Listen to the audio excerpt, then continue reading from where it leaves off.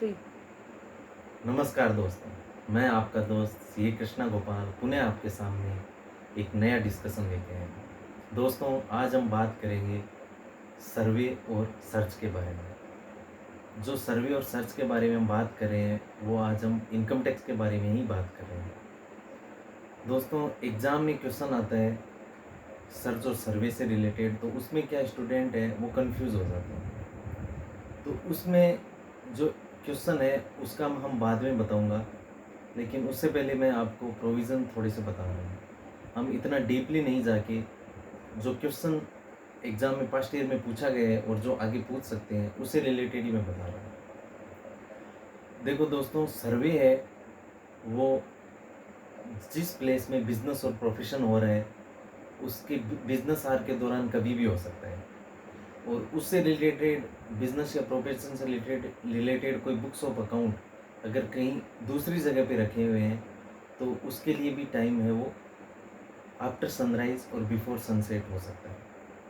मतलब ये हुआ कि सर्वे में अगर जिस जगह बिज़नेस प्रोफ़ेशन हो रहा है, उसका बिज़नेस का जो टाइम है, उसके दौरान सर्वे होता है।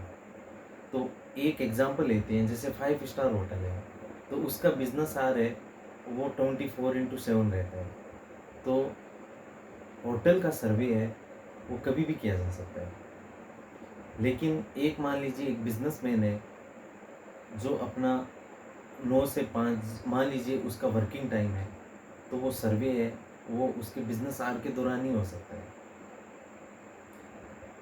आगे हम बात करें सीजियर के बारे में। तो दोस्तों, सीजियर का कोई टाइम नहीं होता। सीजियर से जो सेक्शन डील करती है, वो 132 ऑफ इनकम टैक्स एक्ट है। तो उसमें कोई टाइम नहीं होता, वो सीजियर कभी भी हो सकता है। तो आपको बात जो याद रखनी है, वो यही है कि सर्वे का टाइम होता है, सीजियर का कोई टाइम नहीं होता।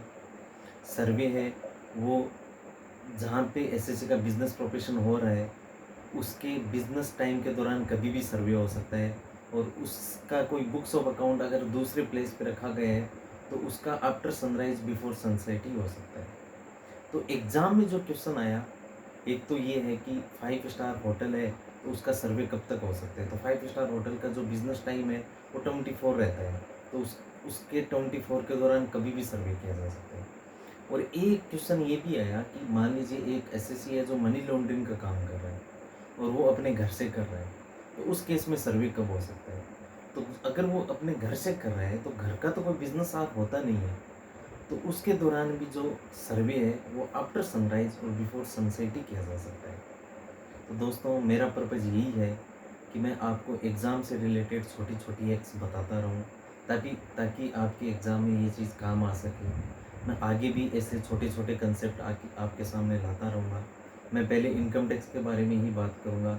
मैं थोड़े दिनों बाद जीएसटी के बारे में भी, जो एग्ज़ाम से रिलेटेड क्वेश्चन है, तो उससे रिलेटेड जो भी क्वेश्चन बन सकते हैं और जो पास्ट ईयर में आए हैं, उनकी भी हम चर्चा करेंगे। उम्मीद है कि आपको ये छोटी-छोटी हैक्स आपके एग्ज़ाम के दिनों में काम आएगी। कहते हैं ना कि कहीं भी बात, मतलब सुनी हुई बात ज़्यादा याद रहती है। तो मेरा बस ये छोटा-सा प्रयास है कि मेरे दोस्तों के ये काम आ सके, मेरे स्टूडेंट के ये काम आ सके, ताकि वो एग्ज़ाम को अच्छे से दे सकें। Thank you so much.